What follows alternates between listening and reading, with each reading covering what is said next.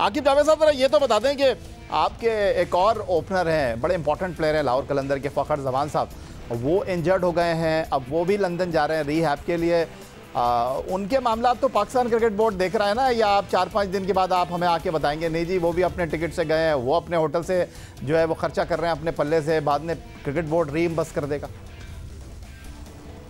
Ticket वगैरह वो अपनी खुद ही करा रहे हैं, और जब ये इनको खबर मिलती है, इनका देखें प्रोफेशनल, आप कह रहे हैं अभी भी यही मामला है, फ़खर जमान अपना टिकट खुद करा रहे हैं? जी ऐसा ही है। और जो प्रोफेशनल लोग होते हैं वो अपना काम बिफोर हैंड करते हैं।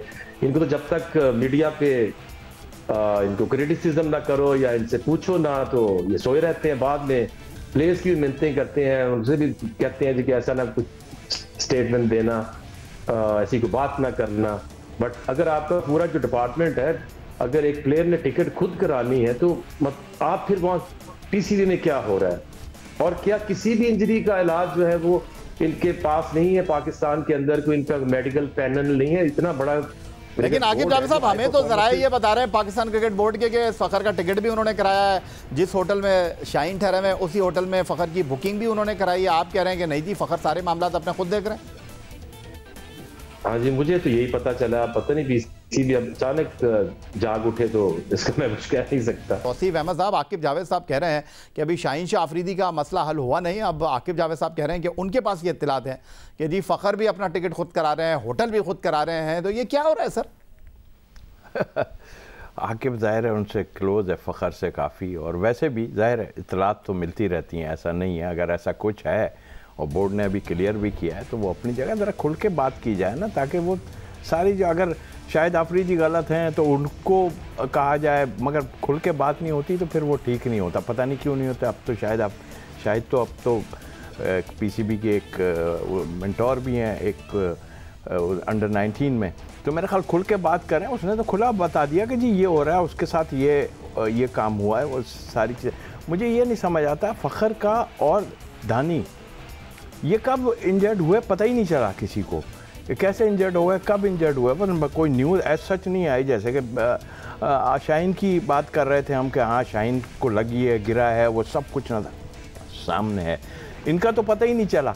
तो ये अभी तक क्लियर भी नहीं है कि कैसी बड़ी इंजरी है, कितनी बड़ी इंजरी है, जो कि सेलेक्ट भी कर ले रही है और ठीक भी हो जाएंगे साथ जाके। शाहीन की हमें फ़िक्र ज़रूर है बिल्कुल, और ज़्यादती हुई है उसको। जब उस खुद एक तो प्लेयर खेलने के लिए बहुत बेताब भी रहते हैं, ये खेलने नहीं देते। शाहीन के मसले में मैं सिर्फ इतना कहूँगा कि हमारे ऊपर से विकेट्स लेने वाले नहीं थे। शाहीन विकेट्स लेके दे रहा था, क्योंकि हमने बहुत जगह देखा कि 150 की पार्टनरशिप लग गई मगर कोई विकेट नहीं गिरी ओपनिंग, तो वो शाहीन लेके दे रहे थे। अब फिक्र ये थी, जाहिर सेलेक्टर हों या कोई भी, उनको फिक्र यार ये लेके दे रहा है तो हमारी कुछ बचत हो रही है थोड़ी ऊपर से।